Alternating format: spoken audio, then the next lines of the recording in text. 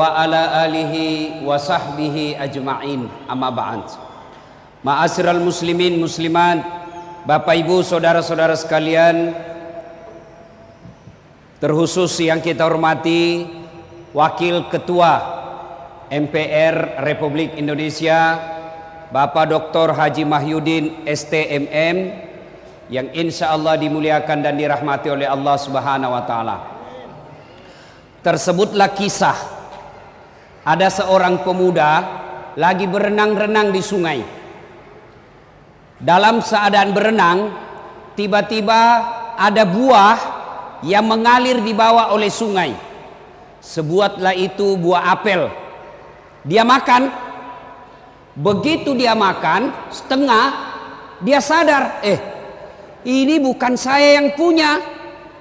Ini ada orang yang punya dan saya makan, tidak saya minta izin sama yang punya. Lalu dia ingat hadis Rasulullah, siapa yang memasukkan barang haram ke dalam perutnya, hanya api neraka yang bisa membersihkan perutnya. Dia gelisah, waduh mati saya makan buah haram. Lalu dia telusuri sungai itu, dia cari pohonnya ini. Jalan-jalan menyelusuri sungai, dia dapat pohonnya. Wah, inilah pohonnya buah apel. Lalu dia cari yang punya kebun. Jalan-jalan, dia dapat yang punya kebun. Lalu dia berkata kepada yang punya kebun, ini punya kebun lagi bersihkan kebunnya.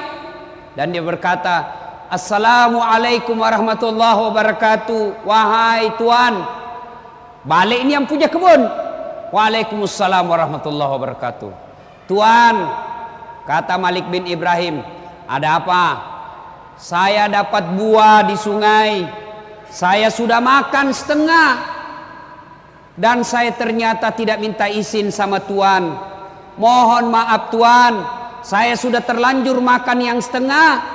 Tolong halalkan yang setengah lagi, saya kembalikan ini yang setengah. Kata yang punya kebun, enak betul kau.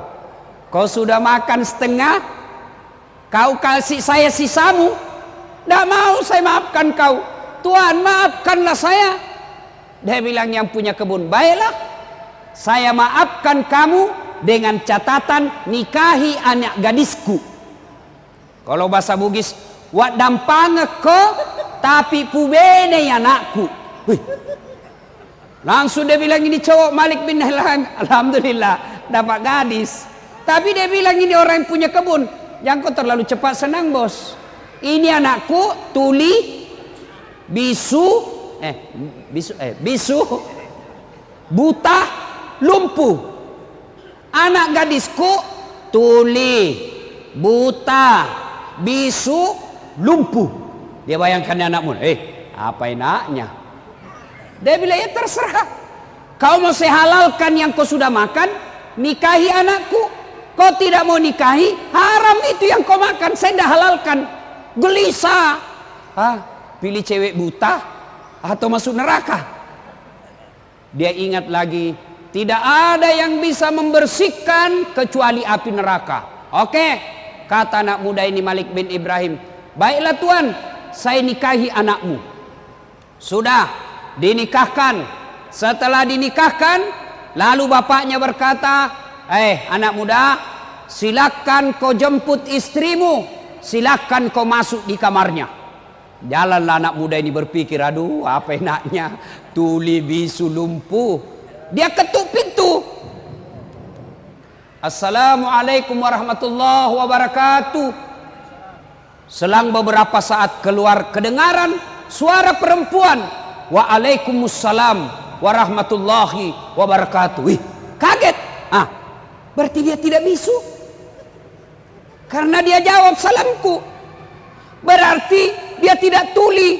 Dia dengar salamku. Lalu dia buka pintu. Dia masuk. Lalu dia datang ini perempuan. Dia jabat tangan suaminya. Berarti dia tidak buta. Dia lihat tanganku. Dia jalan menghampiri suaminya. Berarti dia tidak lumpuh. Kenapa? Dia bisa jalan. Dia tidak peluk istrinya. Kaget, tidak buta, tidak tuli, tidak bisu, tidak lumpuh. Dia lari ke mertuanya. Pak, bale-bale ko. Ini kalau bahasa Bugis bale-bale, bohong. Banyak juga orang Bugis di sini. Banyak. Masya Allah, di mana-mana saya banyak orang Bugis ini, Pak. Di biduk-biduk banyak orang Bugis. Samarinda seberang banyak juga orang Bugis. Sangatta banyak orang Bugis. Di Bontang Kuala mau orang Bugis semua situ. Saya masuk penjara banyak juga orang Bugis. Bubuhan Bugis ini luar biasa. Lalu dia bilang, ini bapak bohongi saya. Kenapa bapak katakan anaknya buta padahal dia melihat? Apa kata ini bapak? Anak muda, anak gadisku sebenarnya sudah banyak yang lamar. Saya katakan anakku buta bukan karena dia tidak melihat, tapi matanya tidak pernah melihat barang-barang haram. Tidak seperti anak muda di Indonesia sekarang suka lihat film porno di HP-nya. Bukan cuma anak muda, orang tua juga. Lalu dia bilang lagi, lalu kenapa bapak katakan anaknya bisu? Anak muda, anakku saya katakan bisu bukan karena dia tidak tahu bicara, tapi mulutnya tidak pernah berbicara kecuali yang ada faedahnya. Tidak pernah berbicara tidak ada gunanya. Tidak seperti ibu-ibu Indonesia, biar bukan urusannya dia gosip juga. Biar Ustadz Dasat na gosip juga. Lewat langsung, itu lagi Ustadz Dasat, itu juga wajunya waktu di TV One. Kenapa? Khususai kok. Tukang gosip. Lalu dia kita anak-anak muda ini, lalu kenapa bapak katakan anaknya tuli? Anakku saya katakan tuli bukan karena tidak bisa mendengar, tapi karena telinganya tidak pernah mendengar sesuatu yang bukan urusannya. Begitu, iya. Lalu kenapa bapak katakan anaknya lumpuh? Anakku saya katakan lumpuh bukan karena dia tidak bisa berjalan, tapi karena kakinya tidak pernah melangkah kecuali langkah-langkah fisabilillah. Tidak pernah pergi tempat biliar, tidak pernah pergi tempat main karaoke, tidak pernah pergi tempat sabung ayam. Kakinya selalu dia pakai berjamaah di masjid. Wah, kata anak muda, berarti bagus sekali tuh anakmu, Pak. Dia bilang, iyo, ini anak gadisku banyak dia lamari, tapi tidak ada yang lulus. Lalu kenapa bapak pilih saya? Saya pilih kamu karena saya yakin pasti kau orang baik. Buah saja yang nyata-nyata sudah jatuh, yang semua orang pasti halalkan, kau masih takut. Berarti dalam perutmu, dalam darah dagingmu tidak ada barang haram mengalir dalam dirimu. Kamu pasti orang baik. Sudah anak muda, jangan banyak bicara. Masuk kau capai istrimu. Masuklah dia di dalam istrinya.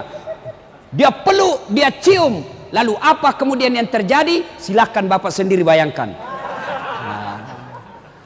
1 tahun kemudian lahir anaknya ini, Malik bin Ibrahim. Lahir anaknya Malik bin Ibrahim, lalu dia kasihlah nama anaknya Abu Hanifah. Apa tahu kan siapa Abu Hanifah? Abu Hanifah adalah salah satu imam mazhab yang sampai detik ini masih dipakai ilmu-ilmunya, masih dipakai fatwa-fatwanya. Bukan cuma di Indonesia, seluruh umat Islam di dunia memakai ilmunya. Hebat Abu Hanifah. Kenapa? Karena bapaknya terpelihara dari makanan dan minuman yang haram. Inti ceramah kita ini, bapak mau punya anak seperti Abu Hanifah, meskipun bapaknya sudah meninggal, ilmu-ilmu anaknya dipakai sampai detik ini, maka disebut amal jariah. Meskipun dagingnya sudah hancur, meskipun tinggal tulang belulang, tinggal tengkorak, tapi amal-amalnya tetap mengalir. Kenapa? Karena dia punya anak yang bagus ilmunya. Kenapa? Karena bapaknya tidak pernah memakan dan meminum serangan fajar.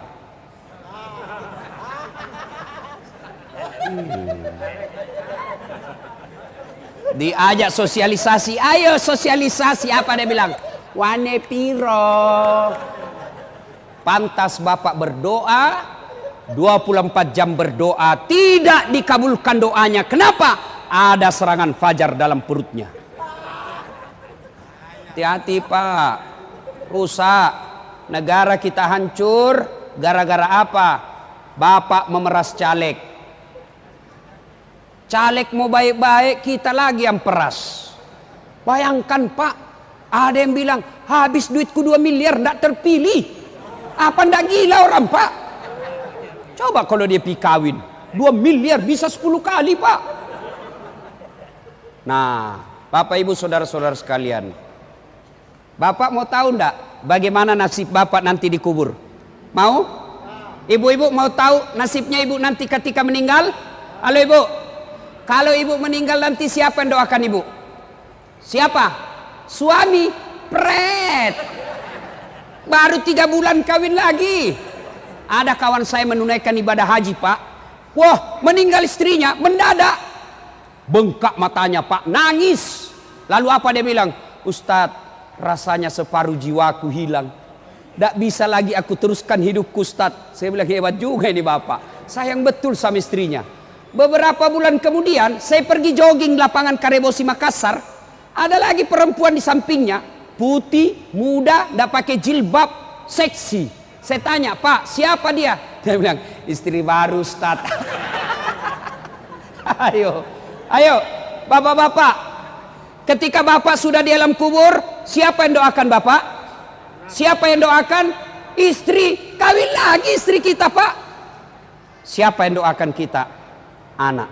Saya tidak mau ambil contoh orang lain. Saya yang selalu saya doakan dalam sujudku, bukan saudaraku, bukan bosku, bukan rektorku. Siapa? Ibu bapak saya. Kalau bapak mau tahu nasibnya bapak dikubur, lihat anaknya sekarang. Kalau sampai 30 malam tarawih selalu ada di masjid, bapak sudah kaya. Anaknya jam 4 pagi, 4 sore pergi main futsal, pergi main skater, pergi main bulu tangkis, pergi jogging.